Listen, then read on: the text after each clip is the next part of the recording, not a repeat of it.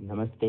आप सबका स्वागत है आपकी 9th क्लास के गणित के चैप्टर 3 में। हम पढ़ रहे हैं दो चरों वाले रैखिक समीकरण, लीनियर इक्वेशंस इन टू वेरिएबल्स। आज हम इस पार्ट 2 की वीडियो में पढ़ेंगे ग्राफिकल रिप्रेजेंटेशन, यानी आलेखीय निरूपण, या आप इसे ग्राफीय निरूपण भी कह सकते हैं। हमने पहले पढ़ा कि दो चर वाले रैखिक समीकरण क्या होते हैं। जैसे 2x = 3y = 6, ये हमारे पास एक रैखिक समीकरण था। पिछली कक्षा में हमने इसके हल निकालने सीखे। हल मतलब x और y के वे मान जिसके लिए ये समीकरण को संतुष्ट करता है, बायां पक्ष और दायां पक्ष समान हो जाता है। आज हम इस वैल्यू की मदद से इनको आलेखीय निरूपण करेंगे, यानी कि ग्राफ बनाएंगे। आइए देखिए, हम एक टेबल बना लेते हैं वैल्यू के साथ। मान लीजिए हमने x को 0 रखा। कोशिश कीजिए यहाँ पर एक बार x को 0 रखें, एक बार y को, तो हमें एक साधारण सी वैल्यू मिल जाती है। फिर भी अगर आपको लगता है उसमें फ्रैक्शन की वैल्यू है, कुछ और चाहिए, तो आप बदल सकते हैं, 1 - 1 कुछ भी ले सकते हैं। यदि हम x को 0 रखते हैं तो इस समीकरण में हमें मिलता है 2 × 0 + 3y = 6। तो ये 0 हो गया, प्लस 3y = 6, तो y का मान हुआ 6/3, यानी कि 2। तो हम यहाँ एक टेबल बना लेते हैं जहाँ x और y के मान लिख लेते हैं। तो x का मान हमने लिखा 0, y का मान 2। अब एक और वैल्यू ले लेते हैं।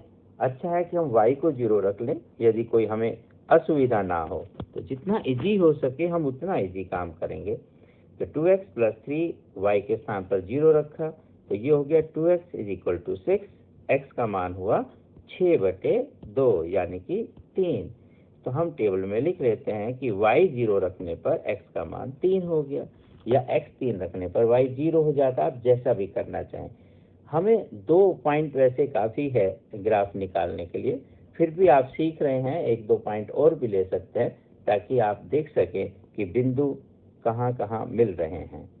तो एक और हम वैल्यू ले लेते हैं, x = -3, तो हम लिखेंगे 2 × -3 + 3y = 6। ये हो गया -6 + 3y = 6। 3y -6 जब राइट हैंड साइड जाएगा तो हम उसे प्लस लिख देते हैं, या कहें कि दोनों और हमने 6 जोड़ दिया, आप जैसे समझना चाहें। 12, 3 यहाँ गुना हो रहा है y के साथ, तो हम इसे y बनाने के लिए 3 से भाग करेंगे दोनों तरफ, या कहें कि इधर का जो गुना है उधर जाकर भाग हो गया। ये पिछली कक्षा में आप सीख चुके हैं। तो y का मान हुआ 4, तो -3 होने पर y 4 आया। इस तरह आप अपनी सुविधा अनुसार जो आपको अच्छा लगे वो मान रख सकते हैं। एक मान आप रख लीजिए, दूसरा अपने आप आ जाता है। अब हम इसका आलेख बनाएंगे। ये आपके पास एक ग्राफ पेपर है, उसमें छोटे बॉक्सेज हो सकते हैं, बड़े हो सकते हैं। ज़्यादा छोटे हैं जो विजिबल नहीं है, तो आप जो बड़ा बॉक्सेज की लाइन है उसको आप 1, 2, 5, 10 जैसी जैसी वैल्यू उसके हिसाब से आप ले सकते हैं। हम 2 एक्सिस लेते हैं। पहले एक x एक्सिस होता है और एक y एक्सिस होता है। ये आप बिल्कुल ना भूलें, ये तीर का निशान आपको जरूर लगाना है, एरो मार्क करना है, ताकि हम बता सकें कि ये लाइन है। अगर आपने एरो मार्क नहीं किया तो ये लाइन सेगमेंट हो जाएगा। तो अभी हम इसे एज ए लाइन दिखा रहे हैं। यहाँ भी ये लाइन है। तो हमने 2, एक x एक्सिस लिया, एक y एक्सिस, जो आगे तक जा रही है वैल्यू x की तरफ भी, और इसके विपरीत x डैश। तो x डैश मतलब इधर ये आपका माइनस की होती है और इधर प्लस की। ऐसे y ऊपर प्लस और नीचे माइनस, और जहाँ x और y एक्सिस मिल रहे हैं बीच में, वो आपके क्या हो जाते हैं, मूल बिंदु, जहाँ आप बोलते हैं 0, 0 वैल्यू होती है। जहाँ दोनों लाइनें आकर बीच में आपकी मिल रही है वहाँ 0 लिखते हैं। 1, 2, 3, 4, 5 इस तरह से अपने पॉइंट को नाम लिख लिया। ये आपका 0, फिर इधर -1, -2, -3, -4। इसी तरह से ऊपर 1, 2, 3, 4, 5, फिर नीचे 1, ये माइनस के होंगे, -1, 2, 3। जैसे जैसे आपको मान चाहिए उस तरह से आप ग्राफ बना सकते हैं। अब अगला काम था, हमें देखना है टेबल में वैल्यू क्या क्या है। तो हमारे पास है x का 0, y का 2। तो जब आप x 0 देखेंगे तो y का 2। x लाइन पर हमेशा x के मान मिलेंगे, y सदैव 0 रहेगा। y एक्सिस पर y का मान होगा, x सदैव 0 रहता है, ये आप ध्यान रख सकते हैं। तो हमें देखना था पहला जो निर्देशांक है, कोऑर्डिनेट है, वो 0 और 2, तो x 0 y 2, तो y का 2 पढ़िए, देखिए कहाँ दिखाई दिया, ये पॉइंट रहा।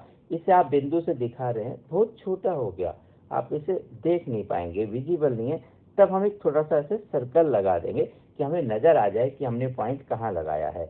इस तरह से दूसरा पॉइंट लगाएंगे, 3 और 0, x का 3 लेंगे, 1 2 3 x एक्सिस पर, और y तो यहाँ 0 ही होता है, तो वो इसी लाइन पर आ जाएगा। यहाँ भी हम ऐसे सर्कल कर देंगे ताकि हमें वो डॉट नजर आ जाए आराम से कि कहाँ पर लगा है। तो वैसे इन दोनों ही बिंदुओं को मिलाकर आप एक सीधी सरल रेखा, स्ट्रेट लाइन खींच सकते हैं, यही आपका उस समीकरण का ग्राफ होगा। लेकिन अभी हमने 3 पॉइंट लिए थे, चाहे तो आप ले सकते हैं तीसरे पॉइंट को, ये था -3 और 4, तो आप लिखेंगे -3 x की तरफ देखें, 4 y की तरफ, ये सर्कल लगाया और ये डॉट, तीनों पॉइंट को मिलाते हुए आप स्केल, पेंसिल, पेन जिससे कर रहे हैं एक सीधी रेखा ऐसे खींचेंगे, और रेखा दिखाने के लिए फिर वही ये तीर के निशान इसके साथ जरूर लगा दें, एरो मार्क। पॉइंट को भी आप लिखें कि पॉइंट कौन कौन से हैं, तो ये पॉइंट था 0 2, ये था 3 और 0, ये था -3 और 4। पहले हम x की वैल्यू लिखते हैं, फिर y की, कोमा लगाने के बाद। तो जब भी ऐसे कोऑर्डिनेट लिखते हैं x y की फॉर्म में लिखते हैं, पहले x का मान फिर y का मान। आया समझ में? ऐसे अच्छे से आप ग्राफ बना सकते हैं, बहुत ही जरूरी है, आपके 10th क्लास में भी काम आता है और 9th क्लास में तो इम्पोर्टेंट है ही आपके लिए।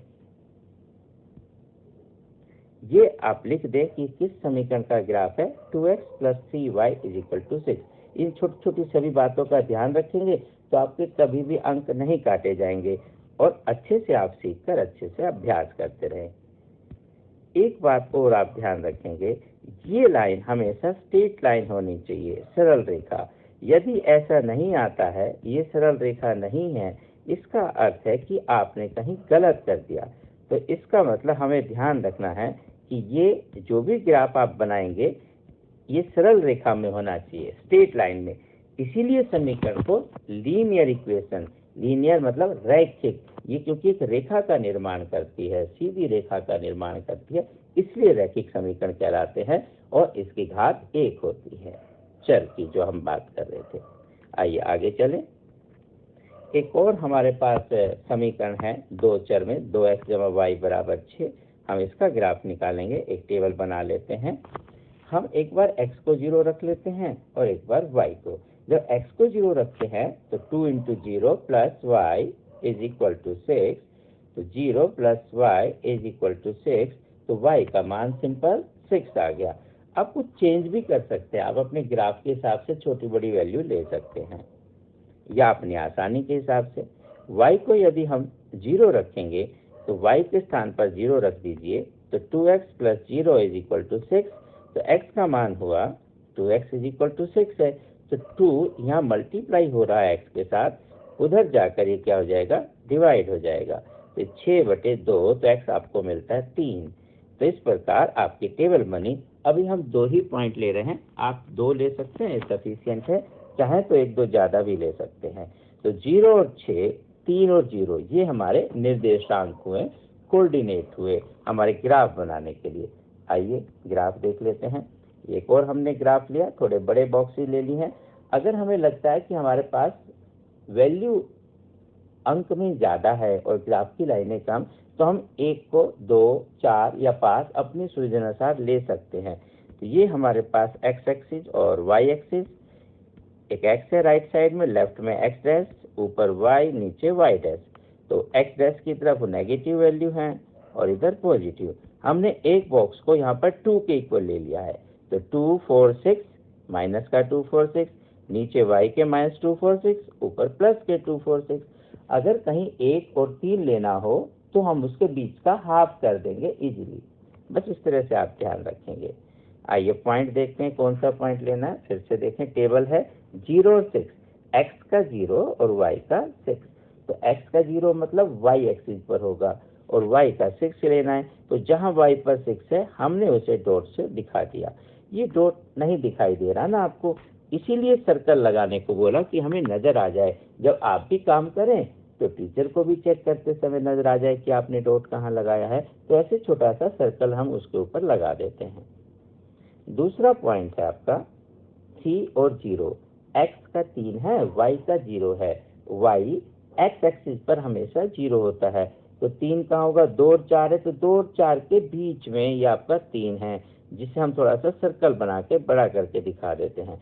अब एक सीधी रेखा ऐसे फटाफट आराम से बना लेंगे और ध्यान रखेंगे ये हमेशा ही स्ट्रेट लाइन होनी चाहिए, और ये तीर के निशान तो बिल्कुल ना भूलें, ताकि हम बता दें कि ये सरल रेखा है। तो ये कोऑर्डिनेट लिखेंगे आप 0 और 6, और यहाँ लिखेंगे 3 और 0, और साथ में लाइन को भी लिखेंगे कि रैखिक समीकरण क्या थी, 2x + y = 6 है ना। बहुत ही सरल। एक और अभ्यास करते हैं, एक क्वेश्चन लेते हैं हमारे पास एक और, 2x - 3y = 0। अच्छा, थोड़ा चेंज कर लेते हैं, क्योंकि इसमें सारा बहुत आसानी से 0 0 बन जाएगा। इसकी वैल्यू को बदल लेते हैं, टेबल बना लेते हैं, 0 की बजाय ले लेते हैं 6। तो 2x - 3y = 6। x को 0 रखते हैं, x को 0 रखने पर 2 × 0 0 हो गया, -3y = 6।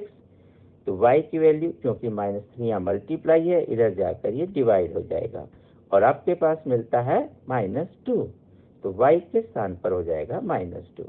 एक और वैल्यू ले लेते हैं, वहाँ हम y को 0 रख लेते हैं।